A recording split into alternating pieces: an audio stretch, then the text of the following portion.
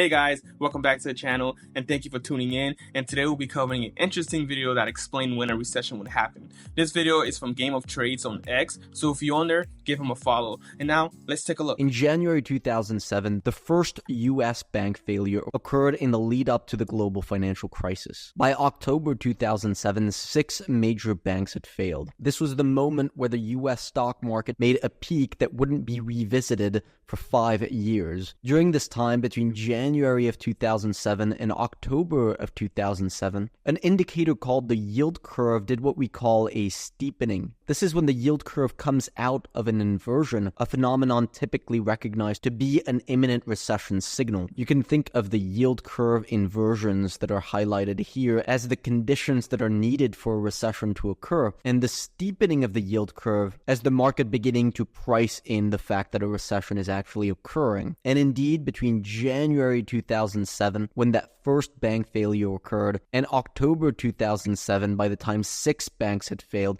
we saw the yield curve steepen significantly, and the 2007 recession began in December, just a couple of months later. Today, since March of 2023, we've seen a grand total of 6 bank failures. And during this time, between March of 23 and today, we've also seen the yield curve steepen. So then why is the stock market so strong and surging to all-time highs? Well, first of all, arguably in October 2007, the market was also surging to all-time highs, and many investors thought that this could last a lot longer. But when we look at the yield curve, we can see a significant difference. This steepening that we saw in 2007 looks a lot more significant than the steepening we've seen since March of 2023. And we actually know what the underlying cause for this steepening was. If we add oil prices on top of the yield curve, we see that between January of 2007 and October of 2007, oil prices jumped by around 90% during that period. You can see this coincided exactly with the steepening of the yield curve. In fact, we saw the exact same thing in 1990 during this yield curve steepening that led to the 1990 recession. It coincided exactly with the moment where oil prices doubled in a very short period of time as a result of the invasion of Kuwait. Oil prices are an incredibly important component of financial markets and heavily influence consumer behavior, inflationary pressures, monetary policy, business profit margins. In fact, this chart right here shows us all of the oil shocks that we've seen throughout the last 50 years. And pretty much every single one of them has led to a recession, with the exception of the 2022 oil shock that you can argue was avoided through huge fiscal spending. But today we don't have any type of oil shock. Since June of 2022, oil prices have been on a steady decline. We did see one brief surge in oil prices in the second half of 2023. And interestingly, when we look at what the yield curve was doing, it was steepening during this period. So this part of the yield curve steepening was due to rising oil prices, just like in 2007. But ever since, oil prices have stabilized and the yield curve has stopped, and financial markets have stopped being worried. This does show us, however, that if oil prices were to rise, it's going to drag the US economy into a recession. But oil isn't the only thing that could cause this type of fear. For example, when you take a look at this steepening that occurred in March of 2023,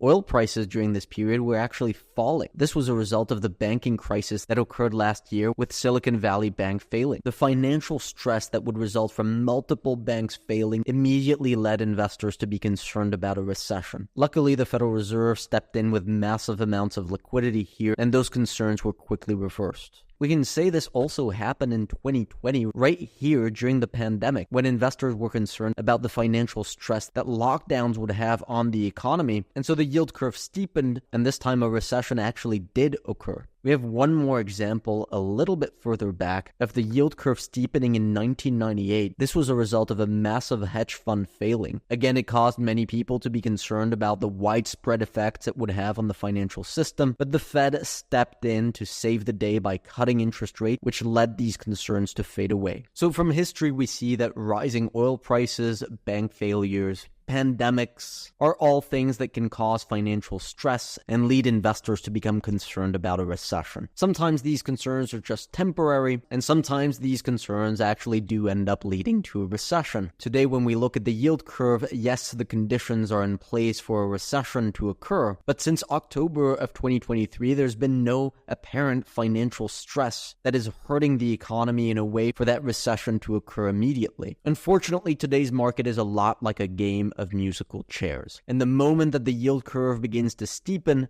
that's when the music stops. For now, the music is still playing, which was one of the key reasons why we were expecting the market to put in a significant bottom after the 6% correction that occurred in April, and why the trades that we added here are already up quite substantially. We're monitoring the yield curve very closely, listening to what it has to say. We're also looking closely at employment numbers to see if the job market remains strong, and of course, oil prices, because as we discussed, if oil prices begin to rise substantially, that's going to drag the economy lower. This was a pretty good video by Game of Trade. Let me know what you think in the comments below. That's all for today, folks. Don't forget to like and share and subscribe to the channel for more economic trends and update. And thank you for tuning in. See you next time. Bye.